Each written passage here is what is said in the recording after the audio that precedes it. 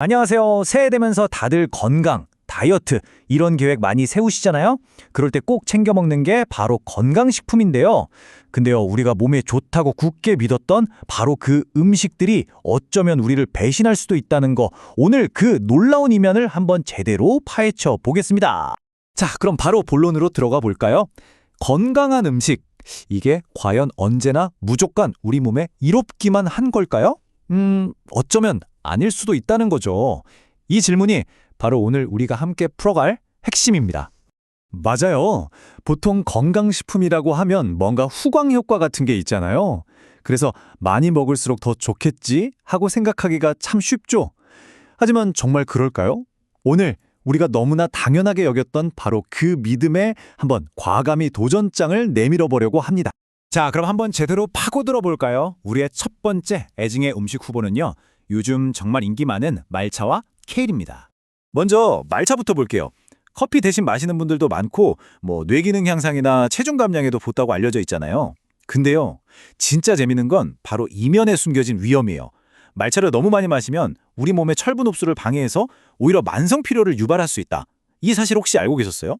그 주범이 뭐냐면 바로 탄닌이라는 성분이에요. 이 탄닌이 마치 자석처럼 우리 몸에 들어온 철분에 딱 하고 달라붙어서 흡수를 막아버리는 역할을 하는 거죠.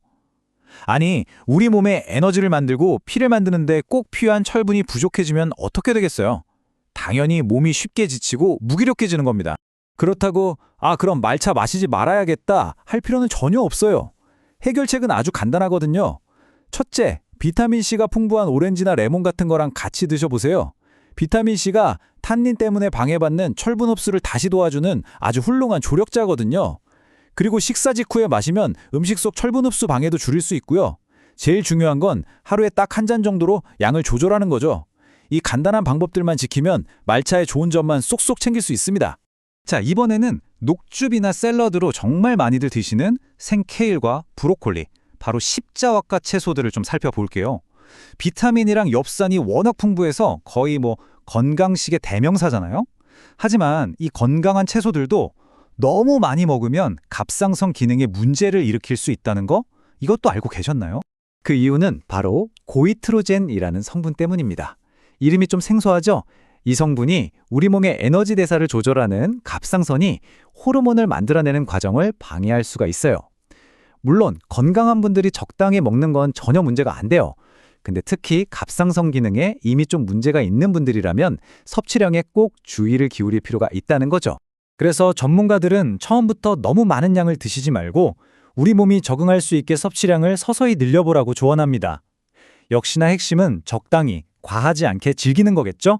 자, 이제 다음 얘기로 넘어가 볼까요? 이번에는요, 거의 매일 우리 식탁에 오르는 아주 친숙한 음식들이에요. 바로 현미와 탄산수에 숨겨진 비밀을 한번 알아보겠습니다. 흰쌀밥 대신 현미밥. 정말 많은 분들이 실천하고 계시죠? 식이섬유도 많고 영양소도 풍부해서 완전 건강의 상징처럼 여겨지잖아요. 그런데 바로 이 현미에 좀 놀라운 독소가 숨어 있다는 사실. 바로 비소입니다. 네, 맞아요. 그 추리소설에나 나올 법한 바로 그 이름, 비소요. 진짜 깜짝 놀라셨죠? 벼는 원래 토양에서 자연스럽게 비소를 흡수하는데요. 이 성분이 주로 껍질 부분에 쌓이게 돼요. 그래서 껍질을 덜 깎아낸 현미가 백미보다 상대적으로 비소 함량이 높을 수밖에 없는 겁니다. 하지만 그럼 현미 먹으면 안 되겠다 하고 식단에서 빼버릴 필요는 전혀 없습니다. 여기 보시는 것처럼 몇 가지 간단한 습관만으로도 위험을 확 줄일 수 있거든요. 밥 짓기 전에 물에 충분히 불리고 여러 번 깨끗하게 헹궈내는 거예요. 그리고 퀴노아나 보리, 귀리 같은 다른 건강한 곡물들이랑 번갈아 가면서 식단을 다양하게 짜는 거죠. 한마디로 현미만 고집하지 않는 것, 그게 핵심입니다. 다음은 탄산수입니다. 설탕 잔뜩 들어간 음료수 대신 마시면 체중 감량에도 도움이 되니까 정말 훌륭한 대안이죠. 하지만 이것도 완벽하진 않아요. 탄산수를 만들 때 생기는 탄산이 시간이 지나면서 우리 치아의 가장 바깥 보호막인 범랑질을 부식시킬 수 있다는 점, 이게 좀 문제예요. 그러면 도대체 얼마나 마셔야 안전할까요?